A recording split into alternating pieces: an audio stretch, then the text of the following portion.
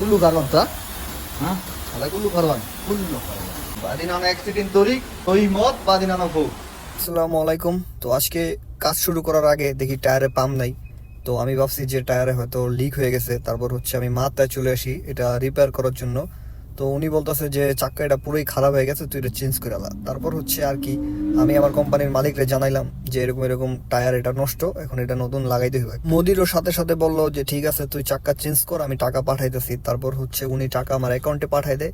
তারপর হচ্ছে আমি চাকাটা চেঞ্জ করি, আর তার আগে উনি আমাকে দেখাইতেছে যে দেখ এটা কত জায়গায় সমস্যা, তুই এটা নিয়ে রাস্তায় চললে তারপর হচ্ছে বড় ধরনের একটা অ্যাক্সিডেন্ট হওয়ার সম্ভাবনা ছিল। যাই হোক, আল্লাহ যা করে ভালোর জন্যই করে। তো উনি বলছিল যে তুই এই চাকাটা পাল্টাই ফেল, নাইলে বড় একটা সমস্যা হইতে পারে, যার কারণে হচ্ছে আমি চাকাটাই পাল্টাই ফেলতেছি।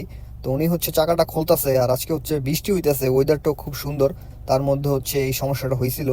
তো এই যে এটা হচ্ছে নতুন টায়ার, তো এটা হচ্ছে 135 রিয়াল রাখছে আমার কাছে। কমেন্ট করে জানাবেন যে এই চাকাটার দাম কত হইতে পারে। তারপর হচ্ছে উনি সবকিছু ঠিকঠাক করে লাগাইতেছিল, আর এটা হচ্ছে এখন রিমের মধ্যে আর কি টায়ারটা বসাইতেছে। রিমের মধ্যে বসানোর পর উনি হচ্ছে টায়ারে হাওয়া দিতেছে, এটা হচ্ছে আবার কম্পিউটার টেস্ট করবে, দেখবে যে কোনো জায়গায় টাল আছে কিনা বা কোনো জায়গায় লিক আছে কিনা।